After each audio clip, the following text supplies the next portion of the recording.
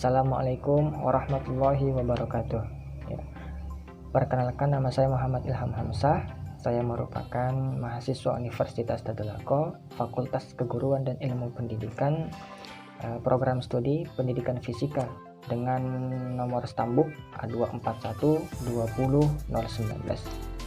Pada kesempatan kali ini saya akan menjelaskan tentang apa itu pengukuran dan sekalian juga tentang kesalahan-kesalahan dalam pengukuran. Oke, apa itu pengukuran?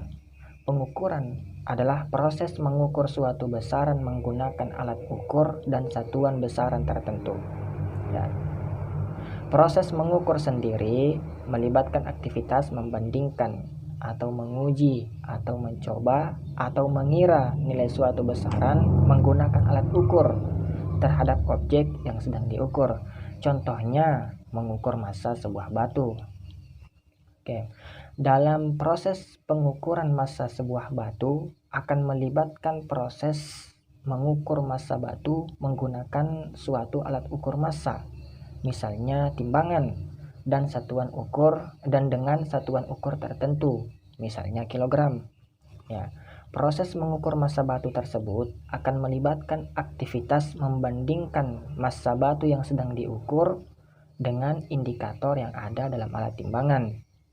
Beberapa alat ukur memiliki ketelitian yang berbeda-beda. Ya, sebagai contoh, mikrometer sekrup.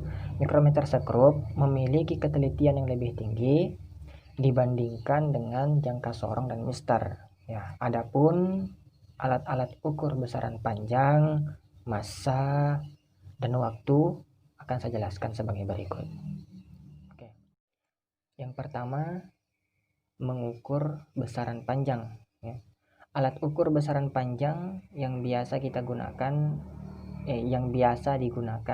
antara lain mistar, jangka sorong, dan mikrometer sekrup. Ya. Mistar merupakan alat ukur besaran panjang yang sering kita gunakan dalam kehidupan sehari-hari. Ya, mistar memiliki ketelitian 0,1 cm. Oke. Yang kedua, jangka sorong. Jangka sorong digunakan untuk mengukur panjang benda maksimum 10 cm dengan ketelitian 0,01 cm. Adapun bagian terpenting dari jangka sorong yaitu yang pertama, rahang tetap memiliki skala panjang yang disebut skala utama dengan skalanya sampai 10 cm. Kemudian yang kedua, rahang sorong atau rahang geser ya, memiliki skala pendek yang disebut nonius dengan skalanya hanya sampai 1 mm. Kemudian yang ketiga, mikrometer sekrup. Ya. Mikrometer sekrup digunakan untuk mengukur panjang benda maksimum 25 mm atau 2,5 cm dengan ketelitiannya yaitu 0,01 mm atau 0,001 cm. Mikrometer sekrup mempunyai dua skala, yaitu skala utama yang skalanya sampai 25 mm dan skala nonius yang skalanya biasanya terdiri atas 50 skala. Oke, kemudian kita lanjut ke mengukur besaran massa.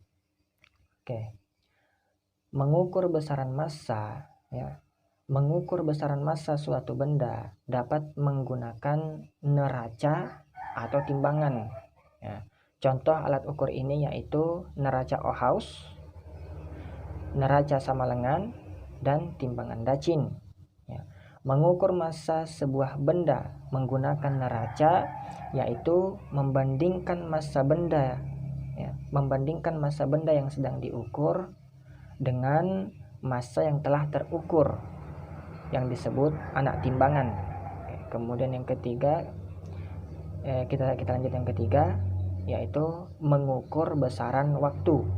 Ya, besaran waktu dapat diukur menggunakan jam atau stopwatch. Ya, ada dua jenis stopwatch yaitu stopwatch pegas dan stopwatch digital atau elektronik. Stopwatch digital lebih teliti jika dibandingkan dengan stopwatch pegas. Kita lanjut ke kesalahan-kesalahan dalam pengukuran. Ada 3 jenis kesalahan dalam pengukuran, yaitu kesalahan umum, kesalahan sistematik, dan kesalahan acak. Ya, kesalahan umum. Kesalahan umum terjadi akibat kesalahan pengamat. Pengamat yang kurang terampil memakai sebuah alat dapat memengaruhi ketelitian hasil pengukuran. Kemudian kita lanjut ke jenis kesalahan yang kedua, yaitu kesalahan sistematik. Kesalahan ini disebabkan oleh kesalahan pada alat ukur yang meliputi 1. Kesalahan kalibrasi, yaitu kesalahan ketepatan pembubuhan nilai pada garis skala pada saat pembuatan. Kemudian yang kedua, kesalahan titik nol, yaitu kesalahan akibat titik nol jarum penunjuk tidak berimpit dengan titik nol skala. Kemudian yang ketiga, kesalahan komponen alat ukur, misalnya alat ukur sudah tua sehingga kondisi komponennya sudah tidak baik. Kemudian yang keempat, kesalahan paralaks, yaitu kesalahan baca yang terjadi akibat kurang tepatnya mata melihat hasil pengukuran. Ya. Kesalahan ini dapat terjadi jika sudut pandang pembacaan hasil pengukuran tidak dilakukan secara tegak lurus. Kemudian yang kelima, kesalahan karena kondisi lingkungan, misalnya karena keadaan suhu, tekanan, dan kelembapan udara. Kemudian kita lanjut ke jenis kesalahan yang ketiga, yaitu kesalahan acak. Ya, kesalahan ini disebabkan oleh antara lain getaran bumi, kebisingan, dan radiasi. Jadi kesimpulan yang saya ambil yaitu pengukuran adalah proses mengukur suatu besaran, baik itu besaran panjang, massa, maupun waktu, ya, dengan menggunakan alat ukur dan satuan besaran tertentu. Dan dalam pengukuran juga tentunya tidak luput dari yang namanya kesalahan-kesalahan pengukuran. Ya, jadi sekianlah yang dapat saya jelaskan. Kurang lebihnya mohon dimaafkan. Assalamualaikum warahmatullahi wabarakatuh.